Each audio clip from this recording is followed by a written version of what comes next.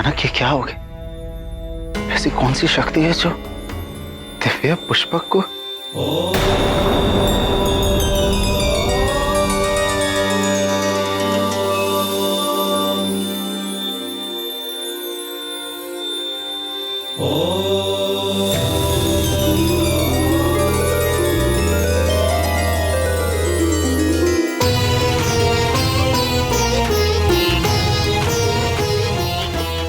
ये तो कैलाश है, मेरे महादेव का निवास।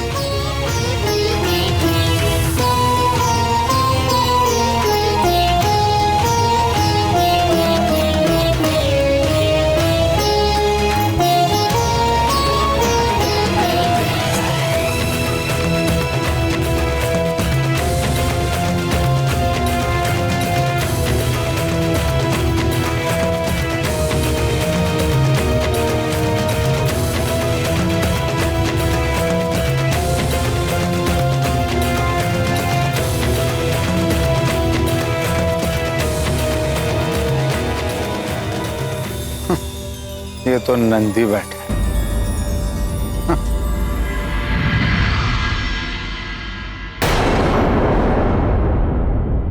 ठहरिए।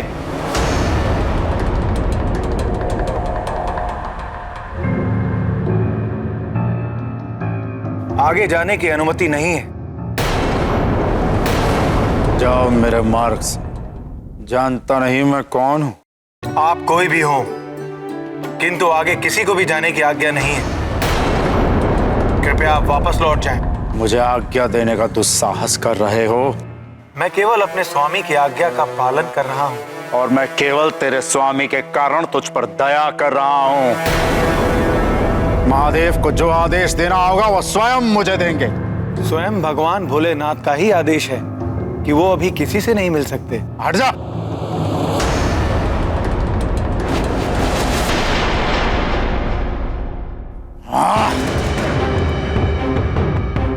जानता नहीं तू क्या अपराध कर रहा है?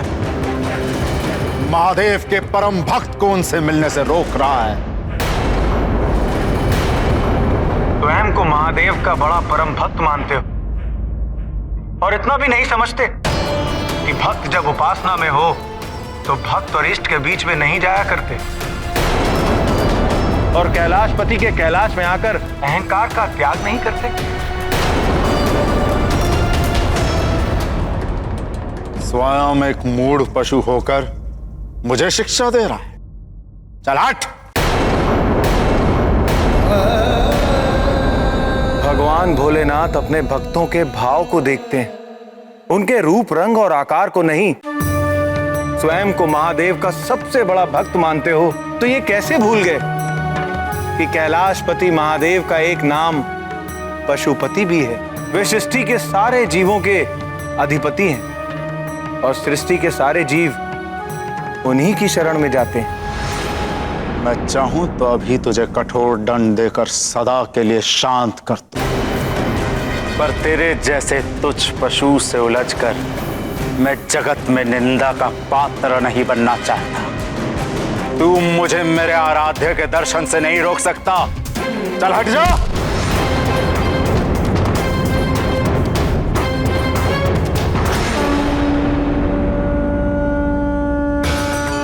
भगवान शंकर दीनानाथ भक्त वत्सल हैं। वो अपने भक्तों को दर्शन देने में स्वयं कभी भी विलंब नहीं करते, किंतु आज महादेव के दर्शन नहीं हो पाएंगे। इस मर्यादा को समझिए और वापस लौट जाइए। लौट जाना और पीछे हट जाना मेरा स्वभाव नहीं। और ऐसा कौन सा कार्य है कि डमरूधारी अपने परम भक्त दशानन से भी ना मिले?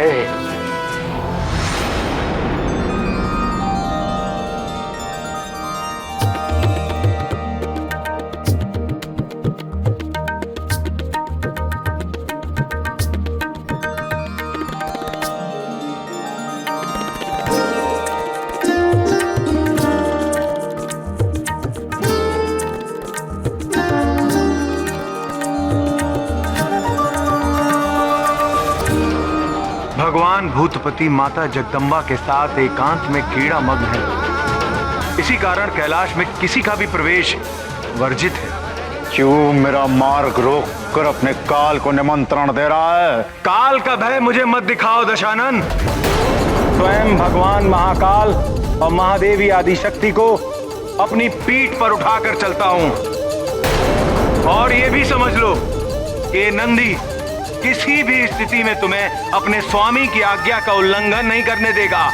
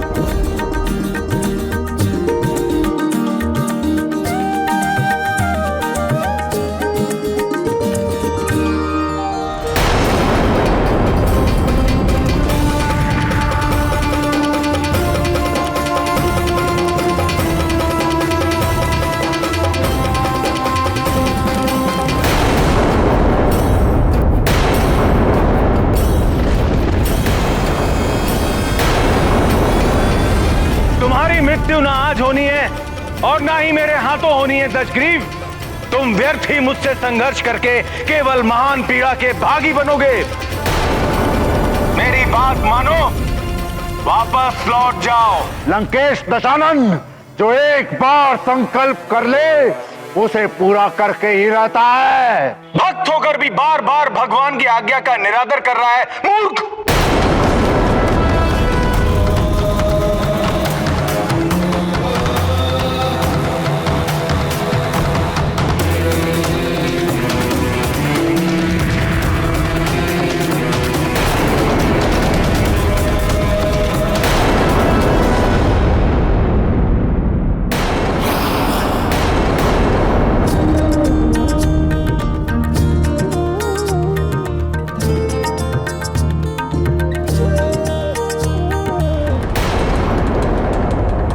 मैं तो तुझे बैल समझा था, पर तू बैल नहीं वानर है। हाँ, वानर है तू। वानर के समान उड़कता है, वानर के समान उछलता है। तेरा बल तो वानर जितना भी नहीं। और चला है लंकाधिपति दशानन का परास्त करने।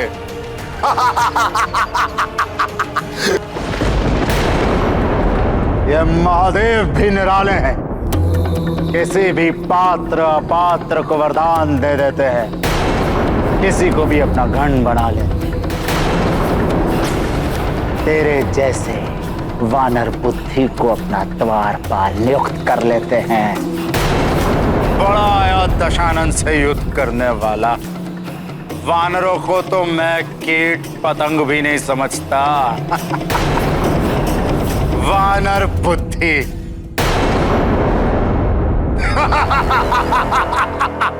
मैं तो प्रभु भोलेनाथ की आज्ञा का पालन कर रहा हूं, लेकिन तुम्हें इसमें वानर बुद्धि दिख रही है।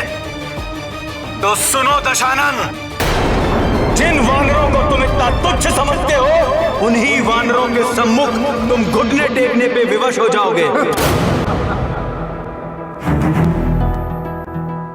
तुम्हारा अहंकार, तुम्हारी कीर्ति और तुम्हारी प्रतिष्ठा सब उन्हीं वानरों के पैरों तले कुचला जाएगा।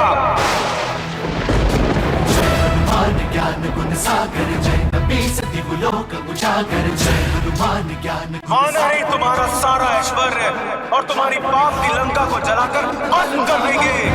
पुत्र पवन सुत नामा महावीर विक्रम बजरंगी कुमति निवार सुमति के संगी जय हनुमान ज्ञान तुम्हारे राक्षस कुल का सर्वनाश और तुम्हारी मृत्यु का प्रमुख साधन होंगे ये वानर।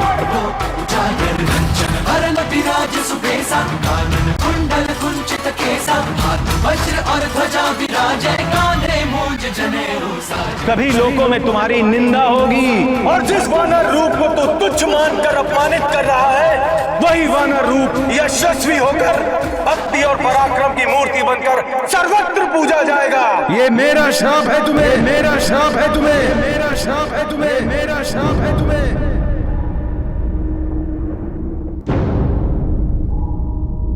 ये गूंज कैसी है प्राणनाथ? यह सत्य और न्याय की गूंज है प्राणप्रिय। हमारे सर्व समर्थ भक्त नंदी ने एक अशिष्ट को उचित दंड दिया है। अपने परम प्रिय भक्त नंदी के इस वचन का मान रखने के लिए भगवान भोलेनाथ ने बजरंग बली हनुमान के रूप में जन्म लिया और मर्यादा पुरुषोत्तम श्री राम की वानर सेना का नेतृत्व किया और पाप की लंका जलाकर भस्म करने का वचन तो शिवांश महाबली हनुमान ने स्वयं ही निभाया। इस प्रसंग में एक और ध्यान देने योग्य बात है। वो क्या हृदयनाथ? यही कि भक्त और भगवान के मध्य कभी नहीं आना चाहिए, विशेषकर भक्त वत्सल भगवान भोलेनाथ और उनके परम सेवक नंदी महाराज के बीच तो भूल कर भी कभी नहीं।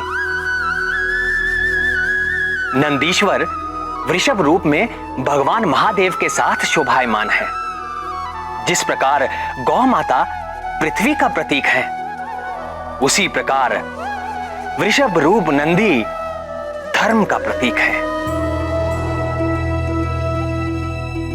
भगवान भोलेनाथ सदैव धर्म के साथ हैं और धर्म निरंतर भगवान भोलेनाथ की सेवा में रहता है।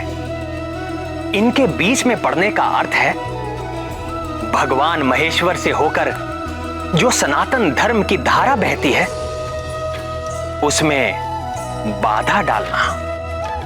नंदी से ऐसा भयंकर शाप मिल जाने से तो रावण बहुत भयभीत हो गया होगा। भयभीत हो जाता तो कदाचित उसके कुछ पाप धुल जाते हैं।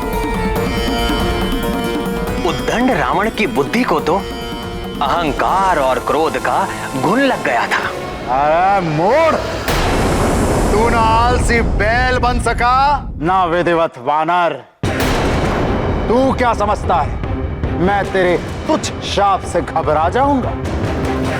वानरों से भयभीत होकर प्रार्थना क्षमा प्रार्थना करूंगा?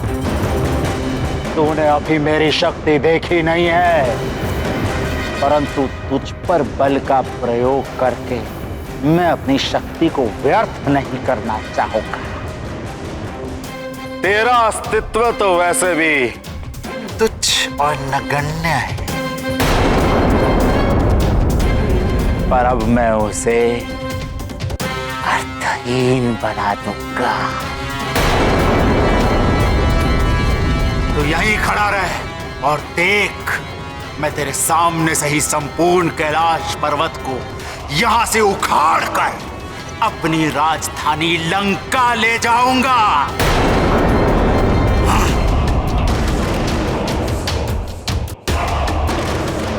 हे महाकाल, मैंने इन्हें रोकने का बहुत प्रयत्न किया, अब आप ही हमारी सहायता करें प्रभु।